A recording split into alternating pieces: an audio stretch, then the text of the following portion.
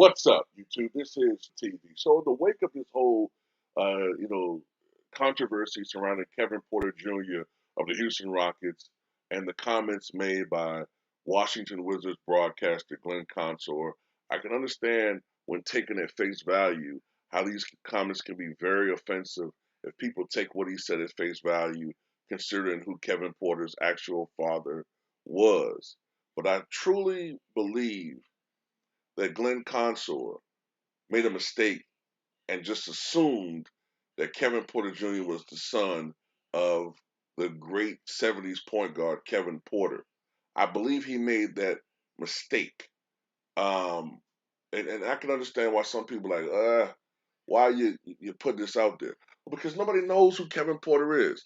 Look, when I Google Kevin Porter just now, use this image. This is the best image I could find of him.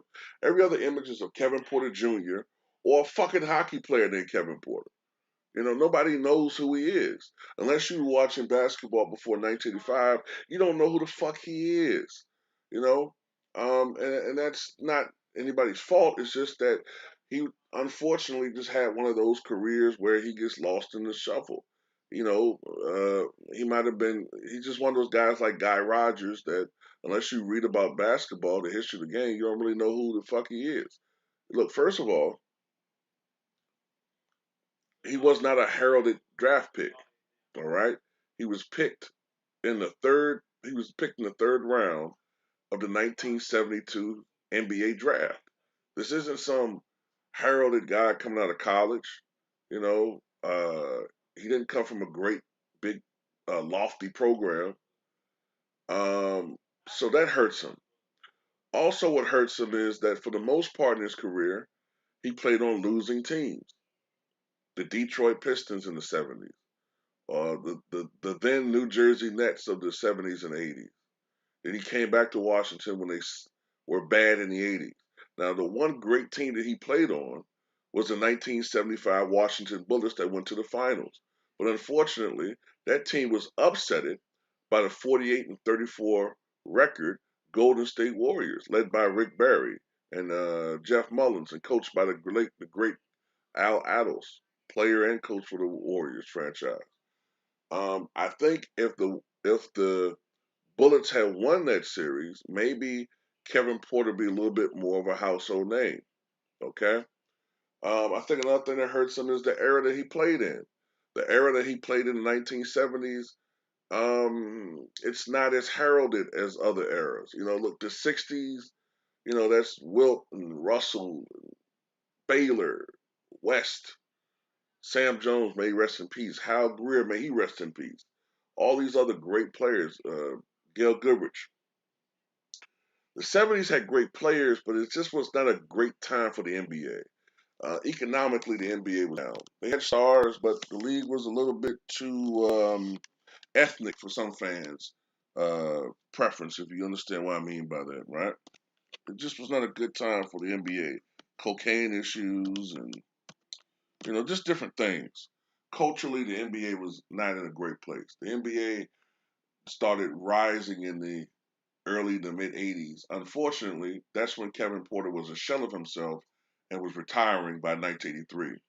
Okay, so when you think about it, he was bookmarked between the eras of Kareem and Bill Russell and Will Chamberlain, and the era of Michael Jordan, Larry Bird, Magic Johnson, and Isaiah Thomas. So he played, unfortunately, in a bad era.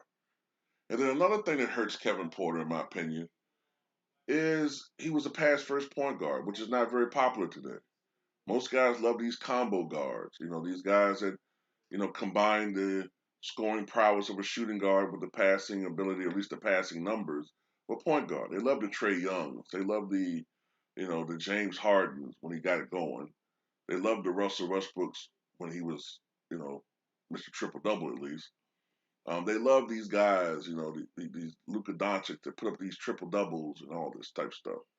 Um, Kevin Porter was more in the vein of a John Stockton, more in the vein of a Jason Kidd, more in the vein of a Andre Miller. He was a pass first guard. Now, this is what he did do. He was excellent when he was healthy, when he was able to play. He was great at making the teams around him better than what they would have been. Even though he didn't win in Detroit, even though he didn't win in New Jersey, they're a lot better off than they would have been had he not been on those teams. And he was great at getting the ball to people where they were. He was great at setting up people to be uh, better. You know, be able to score in the best positions possible. He was also known for being a clutch performer when he was at his best. All right. His best season, I think it was 78, 79. I think it was. I think it was that year. One of those years. He averaged 15 points and 13 assists. He led the NBA in assists 4 out of a 7-year span. He previously held the records for both total assists in a season and assists in a game with 29. Now, that record of 29 assists was broken by Scott Skiles, of all people. I think it was December 30th, 1990, against the Denver Nuggets. He got 30 assists in that game.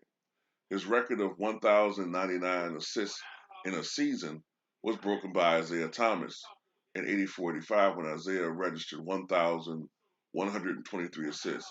That record was eventually broken by John Stockton. I think he did it in 89-90 or 90-91. One of the two seasons, might have been 90-91, when he had 1,164 assists. I think he had another season where he had more than Porter's, but that's the record. Um, so Kevin Porter, he's no longer in the record books, but 4 times led the NBA in assists. Um, you know, he was a great player when healthy, but unfortunately, he had a lot of injury issues. I think he tore his ACL in '82, and that was it for Kevin Porter. That was pretty much it, man. Um, but there was a period of time, like I said before, when he was the best passer in the game. I'm trying to figure out what year that was when he had his best season. Yeah, it was 78, 79. 15.4 points, 13.4 assists, 1.9 steals. Shot 48% from the floor, 72% from the line that particular year. His last great year, 80-81, with the Washington Bullets.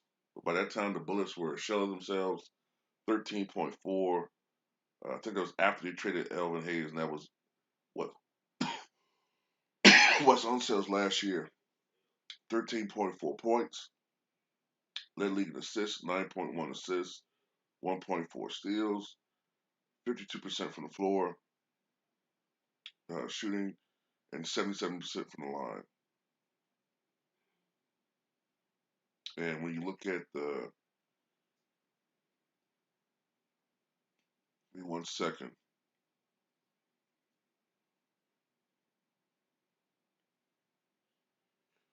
When you look at Kevin Porter's achievements,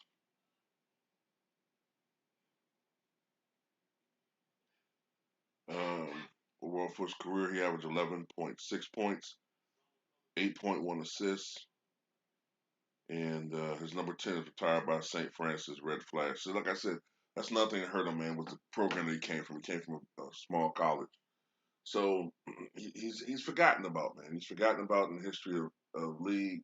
I know who Kevin Porter is and what he contributed to the game in the 1970s. But because people don't know who he is, when Glenn Consor made that comment, they don't make that connection. So they make the secondary connection, which is that he was talking about his actual father, and that would have been very insulting. Very insulting. I can't read Glenn Consor's mind, but at the end of the day, if he was talking about Kevin Porter, this Kevin Porter, I can understand him making that mistake, but he should have still did his homework to make sure uh, that he was talking about the right player. So these types of things don't happen. But tell me what you guys think.